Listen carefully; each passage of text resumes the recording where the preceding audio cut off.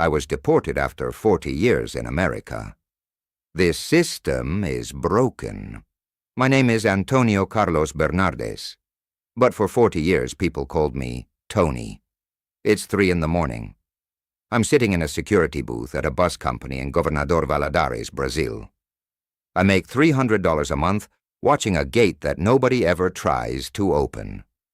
I'm wearing a green U.S. Army jacket. It's from 1972. It has a faded patch that says U.S. Army. Around my neck I carry my dog tags. In my pocket, a Purple Heart medal. 40 years in the United States. I fought in the Vietnam War. I built 287 houses in California. I paid $187,000 in taxes. I raised 2 American sons. And on one night, in March 2015, it all ended. Because of 3 beers too many and a red light. They gave me this medal when I bled for their country. And then they threw me out like I was trash. Let me go back to the beginning. March 23rd, 1975. I was 19 years old. I got off the plane at JFK Airport in New York with a backpack, $400 in my pocket, and a promise I had made to my mother. In 5 years, I'll come back rich. My father had died in a mining accident in Governador Valadares. My mother washed clothes for other people. 6 younger siblings to feed. My cousin in Newark sent money for the ticket and promised work. The last thing I saw before leaving was my mother crying at the door, wiping her hands on her apron, holding a crucifix. The sun rising behind the mountains. The smell of brewed coffee and smoke from the wood stove. I said, "I'll send money every month, Mom. In 5 years I'll come back rich and build you a real house." She said, "Go with God, my son. Don't forget us." I never forgot. But I never came back either. Until they forced me. My cousin got me a job washing dishes at a Portuguese restaurant in Newark. $2.50 an hour, 14 hours a day, 6 days a week. The owner yelled at me, "Brazilians are lazy, work faster, or you're fired." But at the end of the first day, I counted $20. I converted it to cruzeiros in my head. With that, my mother could buy food for the whole week, and I thought it was worth it. I worked washing dishes for a year and a half. I lived in an apartment with 8 Brazilians. I slept on a mattress on the floor. But I was sending $300 a month home. Then in September 1976, an Army recruiter knocked on my door. He said, "Do you want to be an American citizen? Do you want to make real money?" I said, "Of course, but I don't have a green card." And he said, "You don't need one. The Army has a special program. You serve the country, and after your honorable discharge, you get automatic citizenship. Guaranteed." I believed him. I entered Fort Dix in October '76. Basic training. Then Louisiana. In April '77, I was in Vietnam, 101st Airborne Division, infantry, machine gunner. I saw things I can't forget, friends dying next to me, ambushes, blood. The noise never leaves my head. July '77. A grenade exploded near me. Shrapnel hit my temple, 3 centimeters difference. I was dead. February '78. I took a bullet in the shoulder. They stitched it up without proper anesthesia. I bit a piece of wood to keep from screaming. There's still shrapnel in my knee today. They never removed it. They gave me a Purple Heart, Bronze Star. They said I was a hero. And they said, "When you get your honorable discharge, citizenship comes in 6 months. January 1980. Honorable discharge. I waited 6 months, 1 year, 2 years. Citizenship never came. I tried calling, sending letters. Always the same answer. Your case is under review. I found out later that the program was never official. It was a scheme. Recruiters did it on their own, without authorization. They promised citizenship to trick illegals into enlisting. I bled for this country, and they lied to me, but I didn't give up. In 1982, I moved to Oakland, California. I got a job at a construction company, Martinez Brothers Construction, concrete form carpenter, $12 an hour at first. By the end, 28. I worked there for 33 years. I helped build the Oakland Convention Center, City Hall, more than 200 houses. Families live in them to this day. In 1984, I met Sandra. Salvadoran, beautiful. We danced cumbia all night at a wedding. I married her in 85. Michael was born in 85. Christopher in 90. 2 American boys, born in Oakland. Citizens. I looked at them and thought, I made it. My sons will have a life I never had. We lived in the same house for 32 years, 2156 25th Avenue, wooden house, 2 bedrooms, nothing special. But it was my home. I woke up at 4:45 in the morning every day.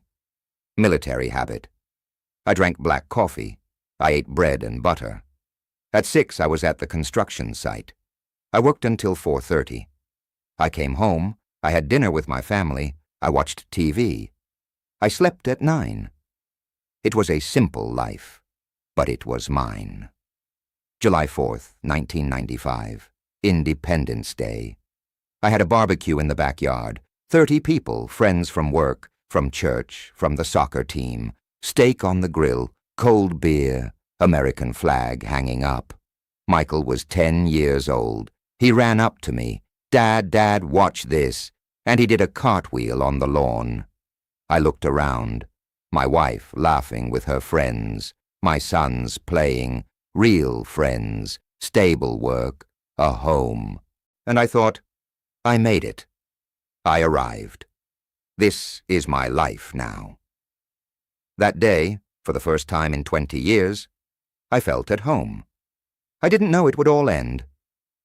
September 2001, right after 9/11. I was working on a commercial building in Oakland. The owner of the building showed up to visit the site. White man, 50s, expensive suit. He looked at me. Latino, brown skin, accent. And he went to talk to my boss. I heard everything. He said, "You sure all your workers are legal? After what happened in New York, we can't be too careful. These people, you never know. I don't want illegals building my property. It's a liability." He was 30 feet from me. Everyone heard. 8 workers, Mexicans, Salvadorans, me. Everyone put their heads down and kept working. Because what were we going to do? Complain? And get deported? Lose our jobs, our families? I kept working. But my hands were shaking with rage. And I thought, I fought in Vietnam. I have a Purple Heart at home. I bled for this country. And this son of a bitch in a suit thinks I'm the problem? That night I drank until I passed out. The years passed. I kept working. I kept sending money to Brazil. My mother got a brick house. My siblings went to school. But I never fixed my papers. Lawyers asked for $15,000. I didn't have it. I spent everything on family, sending money to Brazil, paying for the boys' school. And I always thought, tomorrow, next year, when I save up money. I never saved up. Sandra and I divorced in 2007. She couldn't take it anymore, my PTSD, the drinking, the nightmares. She remarried in 2010. The boys grew up. Michael became a software engineer. Christopher became a firefighter. I was proud. But we grew apart. March 8th, 2015. It was the anniversary of Chuy's death. My best friend. He died of cancer in 2009. Every year on that day I drank heavily. 6 beers, 3 shots of tequila. At La Perla, my favorite bar. 10 at night. I got in my pickup and headed home. 5 minutes away. I stopped at a red light. International Boulevard and 23rd. A police car pulled up behind me. Red and blue lights. License and registration. "Have you been drinking tonight, sir?" "Yes, officer. I had a couple beers. I'm sorry. I'm going home now." "Step out of the vehicle, sir." Breathalyzer. .12. The limit was .08. "Sir, you're under arrest for DUI. Turn around, hands behind your back." When I felt the handcuffs on my wrist, I knew. It's over. 40 years. Over. Because I had a Social Security number. The Army gave it to me in '76, so I worked legally for tax purposes. But I never had a green card. Never had citizenship. And when you're illegal and you get arrested, immigration comes for you. I was locked up for 7 months. West County Detention Facility. Richmond, California. Cell with 40 men, 30 bunk beds. Horrible food. Cold. Noise at 24 hours. I hired a lawyer, $5,000. He tried to fight. He argued military veteran. 40 years in the country. 2 American sons. Paid $187,000 in taxes. The judge said, should have applied for citizenship. Too late now. And they discovered that the Army's citizenship program never officially existed. There's no record. It was all a lie. The promises they made to me in '76 were empty. October 3rd, 2015. 2 in the afternoon. Visiting room at the detention center. Glass. Phones. Sandra and Christopher came to see me. Michael refused. Chris was crying. He said, "Dad, I don't understand. You served this country. You bled for this country." I said, "I know, son. I know. But it doesn't matter. They don't care." I told him, "You take care of your brother. Michael is angry, but he'll understand one day. You tell him I love him." Chris put his hand on the glass. I put mine on the other side. Our hands didn't touch. There was glass. I looked at my hands. Destroyed. 40 years of hard labor. Calluses, scars, twisted fingers. And I looked at his hands. Clean. Firefighter's hands. Hands that save lives. And I thought I did something right. Last words. Chris said, "I love you, Dad." I said, "I love you too. Be good. Be better than me." October 26th, 2015. 6 in the morning. Deportation flight. San Francisco to Belo Horizonte. Handcuffed to the plane. 2-agent escort. Sitting in the back of the commercial plane. Hundreds of passengers looking with disgust. What I brought? A green Army backpack. 3 changes of clothes. Photos of my sons. Dog tags. Purple Heart. Discharge papers. $437 in cash. Everything I had. During the flight, I didn't sleep. I stared out the window. When we crossed the California coast and I saw the Pacific, I cried for the first time in 20 years. And I thought, 40 years. All lost. Today I live in Gobernador Valadares, the same city I left 50 years ago. But now I don't recognize anything anymore, and nothing recognizes me. People look at me strangely. They call me the gringo, the American. I speak Portuguese with an American accent.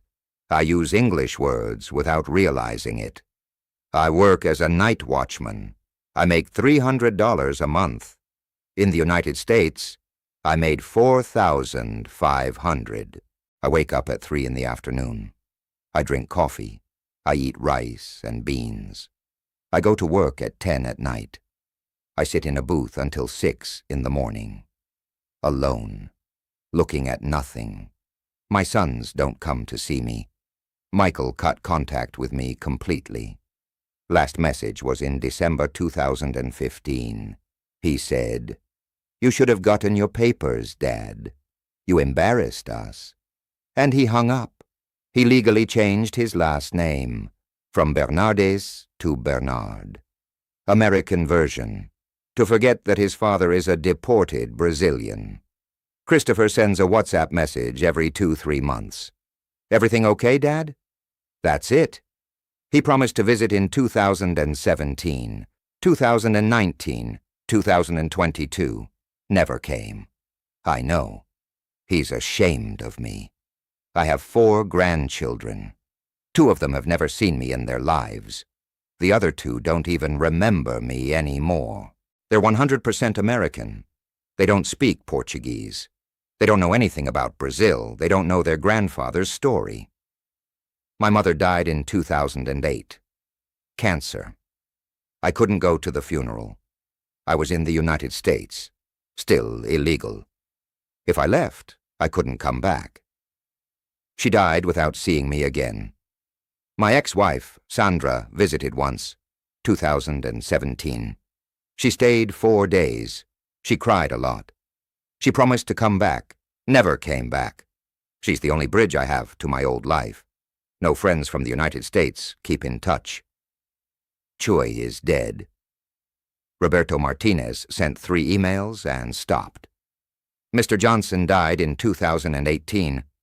I only found out in 2020. I have no country.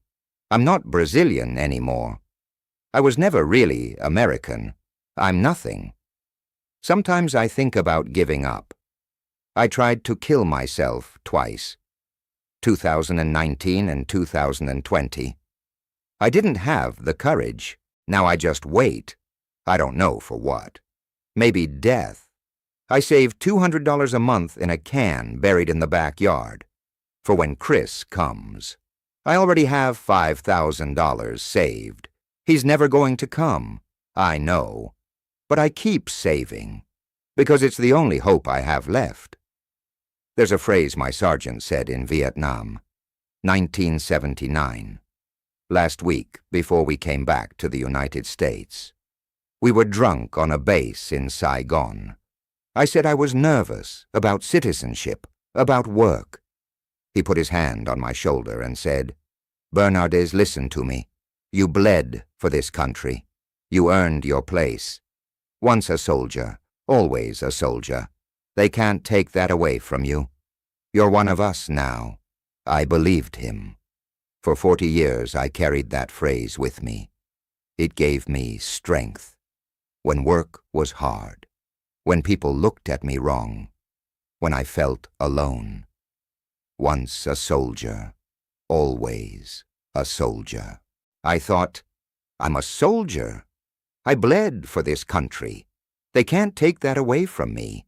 But they did. They took everything. Now I'm here. 3 in the morning. Security booth. Governador Valadares. Brazil. Wearing the jacket of the American Army that threw me out. Carrying dog tags from a country that doesn't want me. Purple Heart in my pocket from a war that meant nothing. Once a soldier, always a soldier. Sergeant Mitchell was right. I'm still a soldier, but I'm fighting a war I already lost, and from this war, nobody comes home.